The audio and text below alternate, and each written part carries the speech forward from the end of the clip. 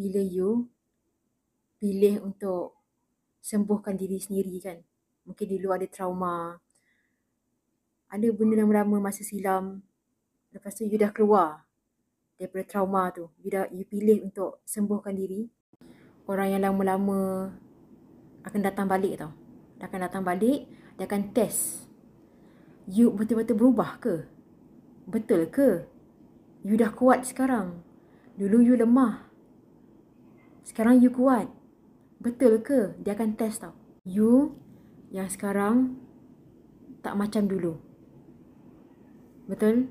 Dah tahu mana yang salah, mana yang betul, dah pandai buat keputusan sendiri. So, bila orang lama-lama ni, siapa pun orang tu kan? Siapa pun. Mungkin kena tegakkan, pertahankan hak you sendiri. Kalau narsistik, orang yang pentingkan diri, dia tak nak dengar no ataupun tidak kalau you tak nak buat apa yang dia suruh. Dia tak nak dengar tu, dia tak nak dengar benda-benda tu semua. Lebih baik tak jumpa terus orang yang lama-lama yang pernah sakitkan you, tikam belakang, narsistik.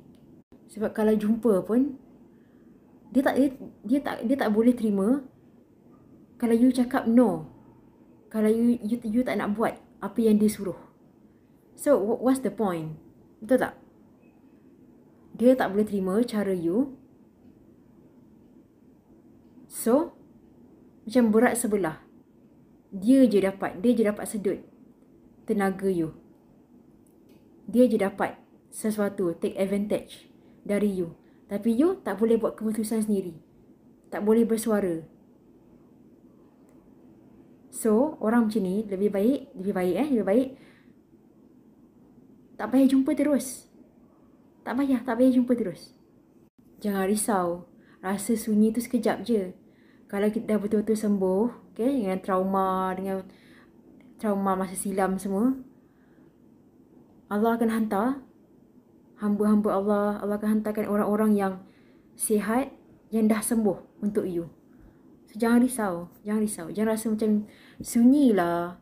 So, orang yang lama-lama tu datang balik, terus terima. Sebab sunyi. Bila nak sembuhkan diri ni, kita jaga jarak dengan orang, rasa sunyi. Itulah ujian dia. Itu kenapa ramai yang tak nak sembuhkan diri. Tahan sikit je lagi. Dah sembuh, Allah akan hantarkan orang yang sihat dan sembuh untuk you.